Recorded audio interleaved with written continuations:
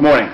My name is Bill Tyler. I'm the Vice President here at the Historical Society, and we're going to talk about Whalom Park today. I was fortunate enough to work there in high school, and a little bit after that. It was probably the most favorite job I ever had.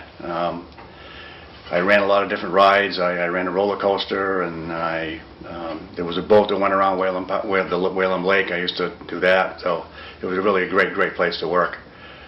As far as the Historical Society goes, we're really honored to have so many artifacts from Whalom here. The one directly behind me is from Whalom. It was called the Bouncer, and of course we have the clown over there, who was very popular at Whalom. Just a brief history of Whalom. It basically started in 1892 when the Fitchburg and Leominster Street Railway Company, they had a trolley system that ran from Fitchburg. And these trolley companies would build amusement parks at the end, obviously, to get business in the weekends. And this is, in fact, with Whalom was what happened. And so that's when it started in 1892. And it grew from there to, it started off as basically, it was like a picnic grove and a zoo. Had deer there, and they had boat rides and picnics. And it just grew and grew until they started adding rides. The first roller coaster was built, I'm not exactly sure the exact date, but it was prior to around 1920s, around that area, and it's called the Shooting Star, and that got destroyed in a hurricane of '38. Then the roller coaster that we all know, the Flyer Comet, was built in 1940. That was a very popular ride at Whalom. Then, there's other rides there, the Whip, the Kittyland, there's all sorts of rides. We have an early amusement from Whalom Park. I guess we would call it an early skee ball machine. I think everybody's familiar with that and how that works. But this is the same principle. It's much shorter, and you would roll the ball and get it into the holes that have numbered holes, and a corresponding light would light up. We're not sure of the vintage of this. It's probably, I would guess, maybe the 1920s or 30s, something like that, along those lines. It was I don't believe they had a building specifically for skee ball. It was probably just in another building for amusements. My name is Scott Lanciani, and I'm the president of the New Whalom Cooperative. Our goal is to bring a smaller version of Whalom back, to preserve it, and as a family entertainment center. Basically some rides, some games, an arcade, and some food options. We're looking to do it where we're welcomed, and the city of Leominster is looking to bring us there. For 2 years we kept hearing that it might come back, and then for those 2 years we were waiting. Nothing happened. Then we saw our rides go up for auction. Then we kept hearing about them being sold for development. And then in 2006 we watched as the coaster was torn down and all the other parts of that and the rest of the place. And of course the notable fire in 2002 with the ballroom, that was part of a signal that that's probably what's going to happen, is it's going to be gone. I mean, the beginning of the end, if you will. Well, that stirred up a lot of people's feelings, and it stirred up a lot of other independent organizations that tried to work about preserving different aspects. And some of us tried to save the actual park. Some of us tried to save pieces. Some of us tried to save the coaster. And then we found that once the property sold, what can we do? We didn't really care for much about how there was only a gazebo here on the lakefront with a handful of postcards that kind of depict what it was. In our eyes, Whalom is an icon. It has 108 years worth of history, built in 1893 by the Fitchburg Leominster Street Railway Company. And that was like an English-style park at the time, with picnic groves and flowers and things. People would go there. And it was built to increase ridership for the street railway company. So they have already, paid for the electricity and things of that nature. So it was just, you know, hey, we could do this on the weekends without any extra money, and they did it for the first year, and it was a huge success. And that's what we're looking to do. We're looking to basically build something on a smaller footprint, and we're willing to start at any size if it has to go smaller than that.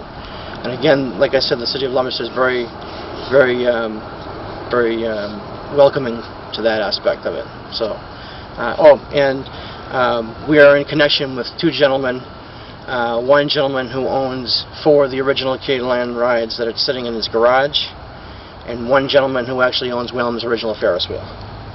So we're looking to incorporate those pieces in a smaller footprint. And what a family entertainment center is basically you can do things, some indoors, some outdoors, and you can be open year-round if you do the things indoors. So that's our goal also. We're looking to do some, so the word new in New Whalom is, yes, it's coming back, but it's coming back in a newer form. Not only a newer form for as a family entertainment center, but also a new ownership. Going back to when the park closed, the surrounding communities were upset at the fact that they didn't have a say in it. That, you know, our park closed, you know, and of course rightfully so. It was a private company, and the private company could do what they wanted. There's more people that around, you know, New England or even further that know this park, loved this park of what it was. And there's 108 years of history that we can pull from, and that's our goal. We're going to bring 108 years worth of history, preserve it in a smaller footprint, and hopefully expand from there. I'm going to read an excerpt from a reporter's article, a newspaper reporter of 1903, opening day at Whalom Park. Here's one reporter's take on it. Let it be summarized by saying, the season opened with a tidal wave, to say nothing of a rush. The double trolley tracks made it possible to handle the crowds that poured down day and evening. Cars ran 3 to 6 on a trip as fast as they could to make their rounds. The dance hall was so crowded, it was almost impossible to dance. The picture gallery was so rushed, hundreds were turned away. The boats were engaged hours ahead. The picture machines and some new moving picture outfits were in commission and took in thousands of pennies. The new pace wings were busy till a late hour, and the soda, popcorn, and peanut stands never let up their sales. It's interesting to read something like that in today's, you know, mindset, but just have to think back to how exciting that must have been for people back then. There was also a theater at Whalom Park called the Summer Theater, and it was towards the end of the park, towards where the condos there now, towards where the last building is going towards Leominster. It was it was called the Whalom Playhouse, and they did summer stock theater. Some actors from Hollywood, some fairly famous names would do theaters, you know, different plays. So what we're looking to do is, like I said, preserve it, bring it back. What we do now is we have a traveling museum with some small pieces that we go to all the local events. And we've done a lot of Leominster events. 2019 has probably been our most successful, most positive year, with the announcement of how Leominster is looking for a site for us. Not knocking the other communities, we're just going where we're invited. So we're invited by Leominster, and I know that Lunenburg was a huge piece of Whalom.